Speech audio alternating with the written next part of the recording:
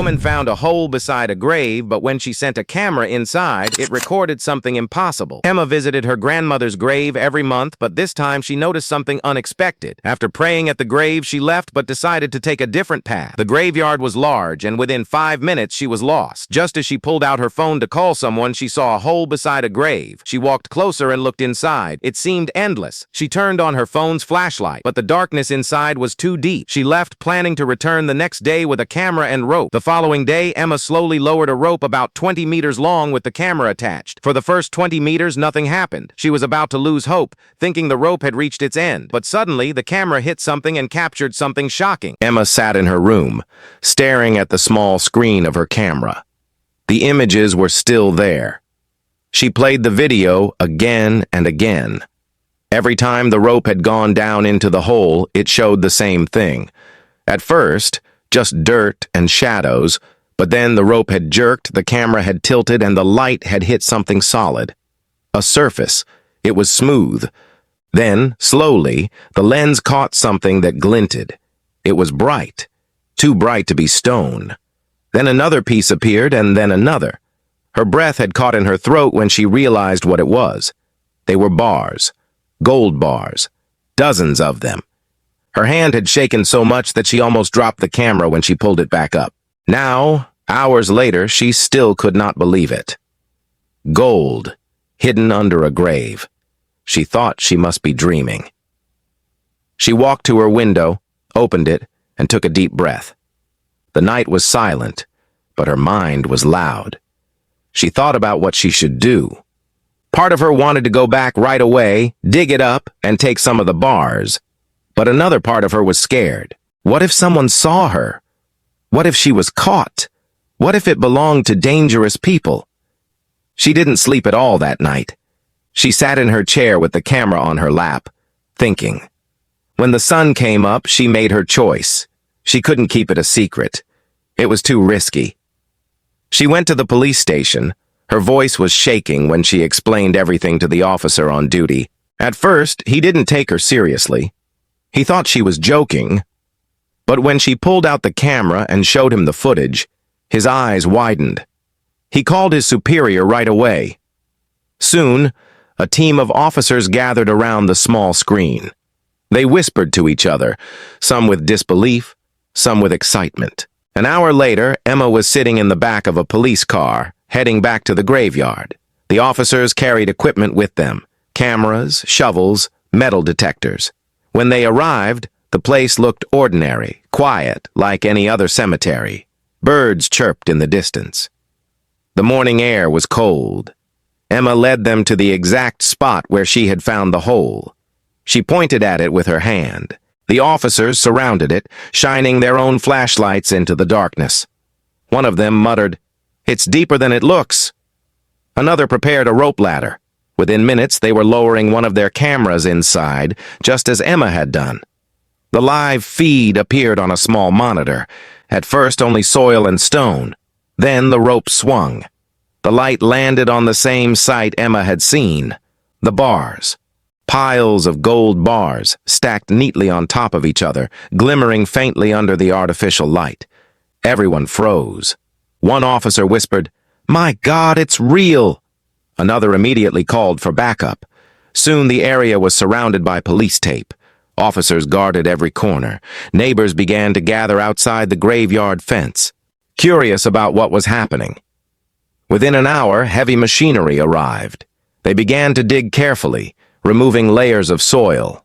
After some time, the hole widened, and the truth came out. It wasn't just gold. There were also large boxes, sealed with tape. When the police pried them open, stacks of cash spilled out. The crowd gasped. It was millions, hidden underground, right beside the grave. Emma stood to the side, her heart racing. She kept asking herself the same question. Who could have hidden so much treasure in a place like this? By afternoon, news reporters had arrived. Cameras flashed. Microphones waved in the air. The story spread faster than Emma could understand. "Woman discovers gold under grave," the headlines read. She tried to keep her face down, but her name was already out. People recognized her in the street. Some called her lucky, Others warned her that she had brought danger to herself. That night, Emma returned home exhausted. She locked every door and window. She sat on her bed, her phone buzzing with calls and messages. But she didn't answer anyone. She felt uneasy. She couldn't shake the thought that someone, somewhere, was angry about what she had found. She was right. The very next day, the police announced they had made 3 arrests. The men were part of a mafia group.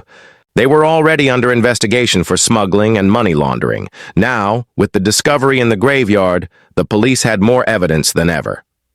The men at first said nothing, but after long questioning, one of them finally spoke. He admitted that they had buried the gold and money themselves. They had used digging machines at night, covered the surface with a fake concrete plate, and chosen the cemetery on purpose. No one, they thought, would dare to search near graves. Even workers avoided the area after dark. It was the perfect hiding place. But Emma had ruined their plan. The mafia's confession shook the whole town. People couldn't believe that such a thing had been happening right under their feet. The police seized all the gold and money. They thanked Emma for her honesty. They said that if she had tried to take the gold for herself, she might have ended up in prison. She nodded, but she couldn't feel relief. Deep down, she felt she was being watched. That feeling grew stronger over the next week. Strange cars parked outside her house at odd hours.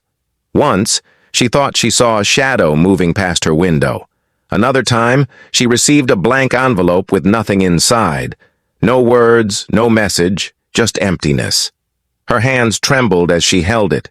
She wondered if it was a warning. Meanwhile, the police dug deeper into the case. They discovered that the mafia had not only used this graveyard, but several others across the country. They had been burying gold and cash in secret spots for years.